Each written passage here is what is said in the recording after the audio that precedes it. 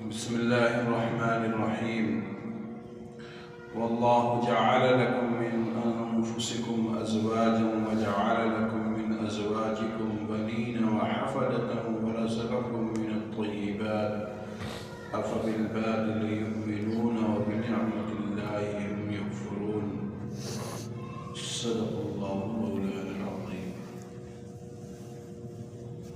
میرے محترم بزرگوں اور دوستوں اور ساتھیوں، اللہ نے انسان کو بہت سی نعمتوں سے نواز رکھا ہے۔ اگر انسان غور کرے تو وہ بڑی آسانی سے سمجھے گا کہ اللہ نے اس کو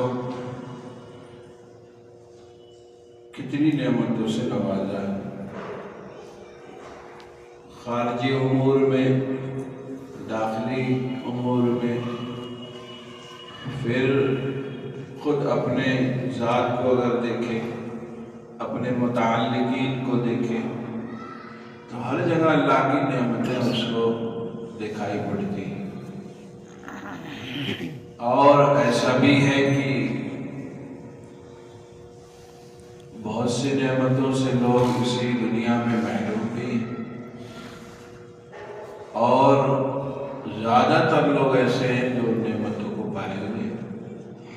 تو یہ دنیا میں جو چیزیں ہیں، اگر غور کرے انسان تب بھی وہ ایک اللہ کی وحدانیت کا قائل ہو جائے گا، ایک مالک کے ہونے کا یقین ہو جائے گا، پھر اس خالق کے بھیجے ہوئے پیغامبروں کو، رسولوں کو، ان کی تعلیمات کو ماننے کے لیے بھی تیار ہو جائے گا۔ اگر سوچے گا ہی نہیں تب تو مشکل ہے، غور کرے گا ہی نہیں تو پھر وہ نفس کے حوالے ہو جائے گا، صراط مستقیم سے بھٹک جائے گا۔ یہاں اللہ تعالیٰ نے فرمایا کہ وَاللَّهُ جَعَلَ لَكُم مِّنْ أَنفُسِكُمْ أَزْوَاجًا، کہ ہم نے تمہاری ہی شخصیت جیسے، تمہاری ہی ذات جیسی تم کو بیویاں ہم نے دی، تمہارے ہی طریقے کی زندگی گزارنے والی، تمہارے ہی طریقے پر اٹھنے بیٹھنے والی، تمہارے ہی جیسے رہنے والی۔